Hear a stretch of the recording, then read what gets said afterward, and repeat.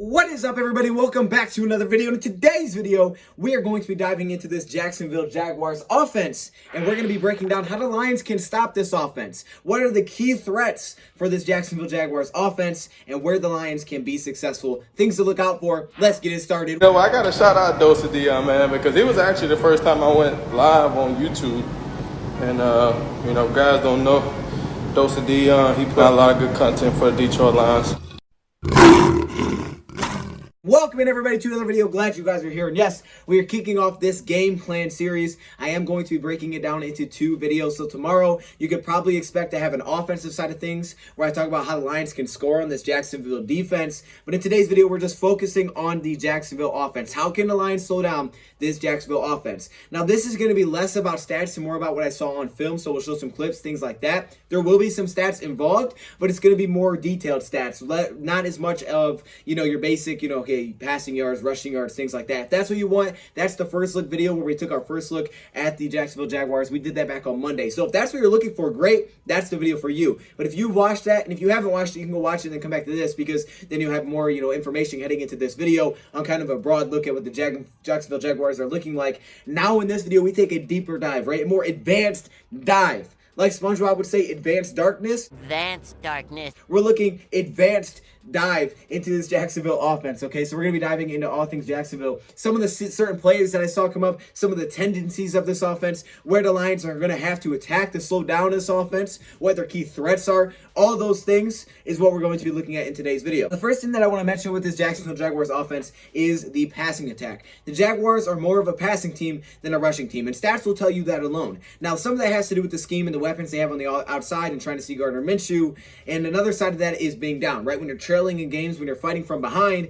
you're going to be passing the ball a little bit more than you're going to be rushing, which we saw last week against Texans, right? They were down by 9. It was 23-14 in the fourth quarter. At that point, you're going to be throwing the ball much more than you're going to be running the ball because they're trying to come back. So those can skew the numbers. But one interesting stat is this. On first downs this season, they've only ran the ball 22 times to 77 times passing the football. 27 to 77. So that's basically 75% of the time, just, keep it simple. Basically 75% of their first downs, they're throwing the ball. Okay, that's a huge stat. That's a huge indicator that you have to look out for heading into this game to kind of know, okay, what maybe they are looking to do on first downs. And again, that can be skewed a little bit depending on, if you're playing from behind, things like that. Now, if we're going to talk about passing, let's dive right into it. Let's start with the quarterback himself, Gardner Minshew. Okay, Gardner Minshew has been heavily criticized for really one thing, and this is what I've heard the most, is his arm strength, okay? His lack of arm strength. And when I watch him, I see what people are saying when I see him on the field. It's not necessarily that he can't throw a ball far. I don't know how far he can throw a ball, but that's not necessarily what it is. It's more the pop out of his hand, okay? So if he's throwing about 20 plus yards and it's a corner route, whatever it may be,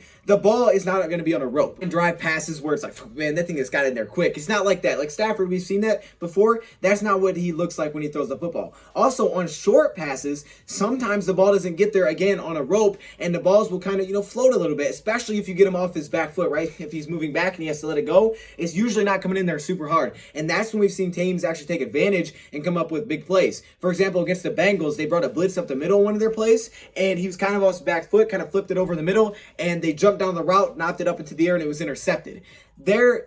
That's a big part of Gardner Minshew's weaknesses that people tend to bring up in the Jacksonville community, and I can definitely see what they're saying, because he's not a bad quarterback. He's a pretty aware quarterback. He does a really good job, in my opinion, of going through his progressions, and he's not afraid to use his feet. He's pretty darn mobile, so there's a lot of good. That's probably like the biggest weakness, though, that I see come up when it's talked about, Gardner Minshew's game, is that lack of arm strength, right? That's the one thing that I do see come up a lot. One thing I want to touch on with the stats of passing the football, just to kind of back up what I'm saying here. Gardner Minshew has thrown the ball over 40 times in every single game this season.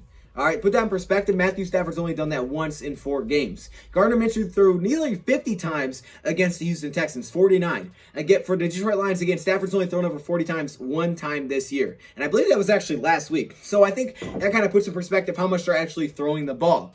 But that doesn't take away from the threat that they have in the running game in James Robinson, who we'll get to a little bit later. But let's stick with the passing attack. That way I don't confuse you. All right, now how do teams play against Gardner Minshew? Well, a lot of teams play against Gardner Minshew, from what I've seen, is by by not blitzing. A lot of teams don't blitz very often against Gardner Minshew. When did they blitz? They blitz when they're ahead. They blitz in passing obvious situations. So it doesn't have to be a third down if you're ahead by 2 scores in the fourth quarter, because most of the time they're going to be throwing the football. We've already seen they throw the ball a lot. Most of the times they're throwing the ball. So a team can kind of plan that he's going to throw the football.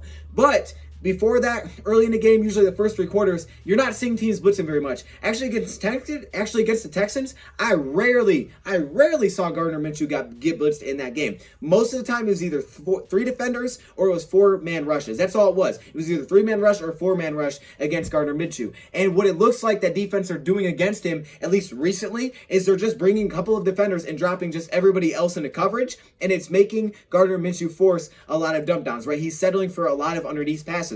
Last game against the Texans, he had his lowest yards per attempt of the season. All right, it was under 7 yards per attempt, which is very, very low. That's what it looked like last game against the Texans, and a lot of that, in my opinion, was because they didn't blitz very much. They dropped a lot of guys into coverage, and they kind of just sat back there, right? And they forced a lot of underneath routes. They have some good young weapons, but that just seems how teams are playing the Jacksonville Jaguars. But teams have also had success still getting to the quarterback without having to blitz very often, and this is the big problem with the Jacksonville offense, or passing offense, in my opinion. They have a very good passing offense. It's not anything to just look at and be like, oh, that's weak. It's good. They have good weapons. Minshew's not a bad quarterback. He can find his read, go through his progressions. So if you give this guy time, he can make plays. And if you blitz him wrong, he can break a play with his legs. But one of the bigger problems is that you don't always have to blitz, and you can still find a way to get some pressure and, force maybe some bad decisions. They have allowed 5 combined tackles between the right tackle and left tackle. Juwan Taylor, who has allowed 3 sacks already this season, is one of the younger players. 3 sacks is not that bad. And then you have on the other side Cam Robinson, who has allowed 2 sacks, but a lot of it's coming without the blitz. And that's what I'm saying, is that they're doing a pretty good job of collapsing that pocket without having to bring extra rushers. Now, when you do blitz, how do you blitz him, right? What is the best way, the best strategy to blitz Gardner Minshew?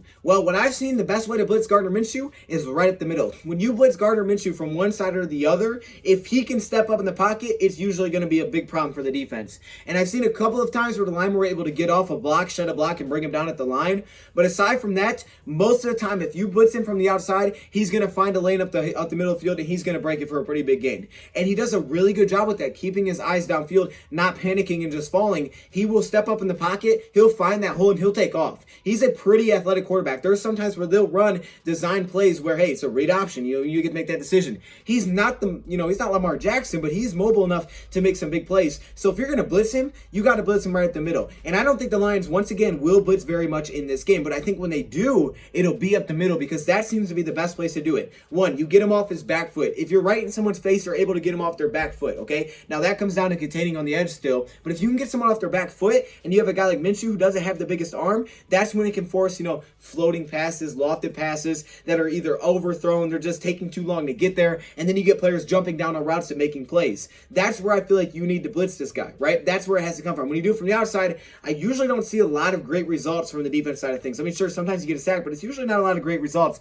More of the pressure off the outside simply just comes from the 2 defensive ends winning. Now, J.J. Watt is a very tough matchup, but Trey Flowers was paid a lot of money. This is where I could potentially see Trey Flowers maybe have that game, right? I think this is a game to look out for Trey Flowers to have possibly his best game so far this season. When it comes to stats, Gardner Minshew has 2.3 seconds between when he gets the ball, between when the ball is snapped, and when the pocket collapses. Only 2.3 seconds. And again, it's not a lot of blitzing, it seems like, that it's coming his way. So I would definitely look out for the defensive ends. Romeo Okwara, of course, he's been doing his thing, but he's probably going to get some attention because he's been doing well recently. But Trey Flowers could have that game that we really haven't seen yet, that we need to see out of Trey Flowers. But how do you do anything defensively? How do you stop any team defensively?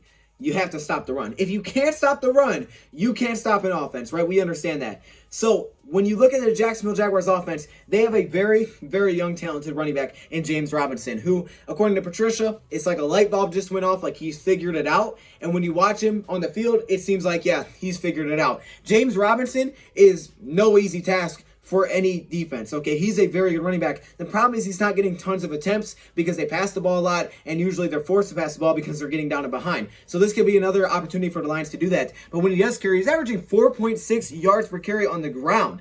But the Jacksonville Jaguars do a really good job of getting extra blockers. They don't just simply say hand up straight up the middle, there you go. They will do that time to time, but they'll do a lot of different movements, okay? They have a lot of different things going on offensively, which can set up passes, but they have a lot of things going offensively defensively to set up different ways for him to break open plays. One example would be a lot of tight end and fullback motions. You're going to see tight ends in motion all the time in this game, okay? You're going to see them start at tight end position to line up at fullback. You're going to see them start line up at fullback and go to tight end. You're going to see them running across the screen to read the defense. You're going to see tight ends on the move a lot in this game. Now, they do have Tyler Eifert, but he's dealing with an injury. We saw that in the injury report today.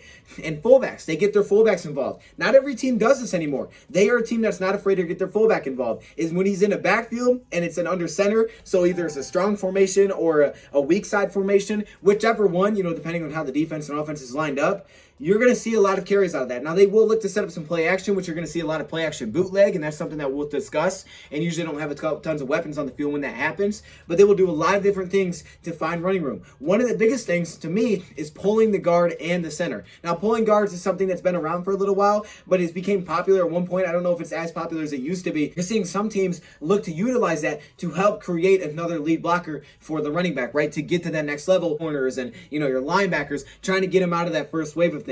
And that's what you're seeing with the Jacksonville Jaguars. They will mix in the pulling guards. Now, I did do some more research on pulling guards, and I watched some videos on NFL players talking about how to stop it, and we're going to dive in how to defend it. But basically, this is what I took away. 99% of pulls are going to be run plays. If a guard is usually pulling, and they do it a lot out of the shotgun, that's usually when I see it. When the guards are pulling out of shotgun, 99% of the time, it's going to be a run, okay? 99% of the time, at least, that's according to a former NFL player, and it's all about communication in those plays. So let's actually dive into one right now. Let's talk about a pulling play.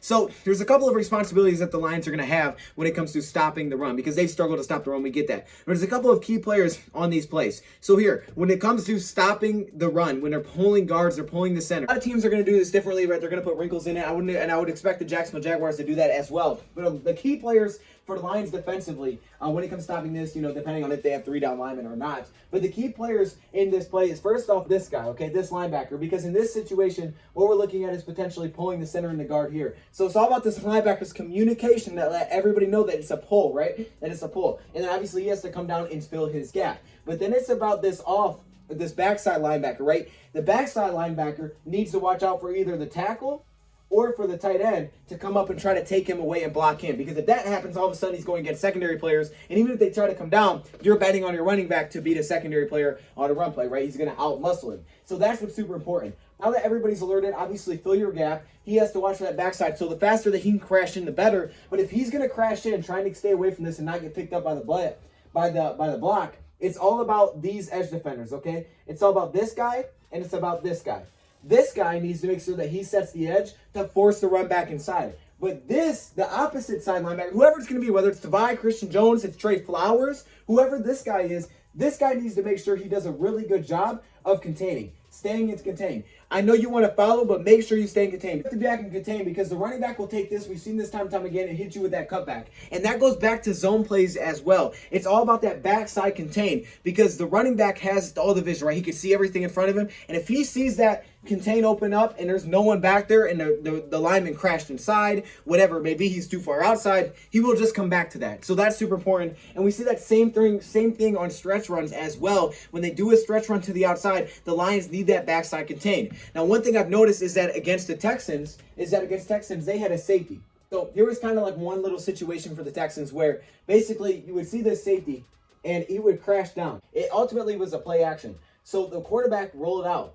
What you're going to see here is that if the quarterback rolls out and there's a tight end and they come across or whatever happens, this safety needs to make sure that he doesn't crash down on the running back. Because once the safety crashes down the running back, he's giving up contain. So if it is a play action, all of a sudden the quarterback's got all that room to see. So the quarterback needs to make sure, the safety needs to make sure that he sits there, he sees it, right? He needs to see the play first and see what happens. And he also needs to prepare for a cutback, because if it's a cutback and he comes down on the quarterback trying to think, oh, I'm going to get a sack, and the quarterback does a good job of selling it after he hands it off, all of a sudden the running back's going to take off, cutback, boom, he's gone, and the safety's out of the play. So it's all about the backside contain in this game. And I think that's something that the Lions have been lacking, honestly, up to this point in the season, right, against the run. on consistency, it's all about the backside, I think, heading into this game. It comes to rushing the football to have success against the Detroit Lions. So you have to be ready for everything. And a lot of tight end motions, a lot of fullback motions is super important. They're going to do a lot of play action boots. Usually when that happens, they don't have tons of weapons on the field. They'll have like 2 or 3 receivers. And again, it's just staying in your lane, staying it to contain, and having good coverage in the back end. Now, one thing you have to watch out is they have receiver Conley, who's 6'3", and that seems to be their guy. When it comes to man-to-man defense, quick throws, when they need something, Conley's that guy. He's 6'3", he has the size, so it's going to be important. Trufant may not be there for either Okudah or Amani to do his best, to take away the option quick. That way they just can't simply high point it. This game, I don't see the Lions blitzing a ton. I just don't see it. I think the best way to beat this Jacksonville offense is to bring 3 to 4 rushers, drop everyone else into coverage, make sure you're prepared. It's all about the linebackers. It's all about the front 7 in this game because that does start with stopping the run. But after that, it's just dropping guys into coverage. If you're going to blitz up the middle. But that's really what it does come down to, right? Just playing your job, doing your job, trusting that your teammate is going to fill his gap, trusting that your teammate is going to do his job. Because if you don't trust him to do his job, which we've seen the last few weeks and we've heard about it from players, then all of a sudden you have messes where people are not in the right spot and you give up big plays. That can't be the case here. And if the Lions can make them more one-dimensional by getting stops on early downs, jumping up to an early lead, now you're sitting in a great spot. We're going to see the Lions put linebackers inside to get pressure, and they're going to have a pretty good day because I don't think this is the best offensive line. The 3 main factors that you have to watch for this offense is tight ends and fullbacks. Okay, those 2 positions are super important just to see where they're lined up on the field. Is a tight end in the backfield with the running back, right? Is he potentially looking to bootleg out so you have a little bit of an option in the play action? Obviously, the Lions have Jaron Kearse. Keep an eye on him potentially coming down to cover the tight ends, but he needs to be that guy that's important with contain to make sure that if the tight end doesn't come out, he's there for the backside helper. The next thing is super important, James Robinson. He's just super talented. I mean, you can't not mention James Robinson when you mention the Jacksonville Jaguars offense. It's kind of like Alvin Kamara, not on the level, but the same type of deal. And finally, it has to be either Laviska Shenault or it's got to be Keelan Cole. I'm going to go with Keelan Cole, but Laviska Shenault's been just getting better and better, and they use him everywhere. Kind of the same thing with Keelan Cole as well, because he's a guy that will get involved in, reverses, trick plays, things like that. Those 2 guys are super versatile, and they can do a lot of things on the field. Now, Laviska Shenault, we don't know if he's going to be healthy. He was on the injury report today, but I look at a guy like Keelan Cole, who does a lot of things. He's super fast, and he will line up in the slot. They'll get some corner routes to the end zone on the slot guys for Keelan Cole, so they'll put, remember Darrell Roberts against Andy Isabella. If Justin Coleman can't play this weekend, which it looks like he may not be able to because he didn't practice today,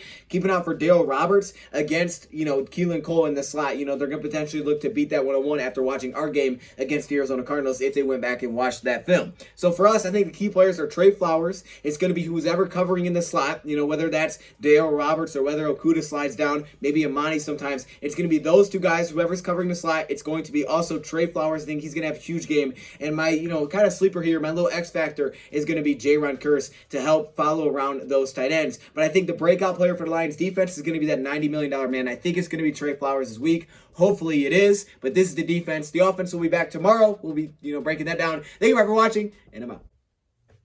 Are you kidding me right now?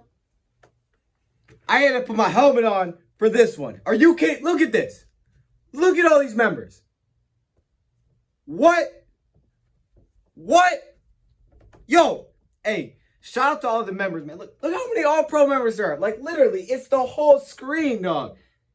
This is crazy. The patrons, of course, the Hall of Fame members, man. Y'all got the gold color. It's kind of yellow, but it's supposed to be gold. Shout out to all the members, man. If you want to be a part of this, all you got to do is join the channel. But there are perks that come with it. Stay locked in the community tab if you are a member, because that's where a lot of information comes out. I appreciate all of you.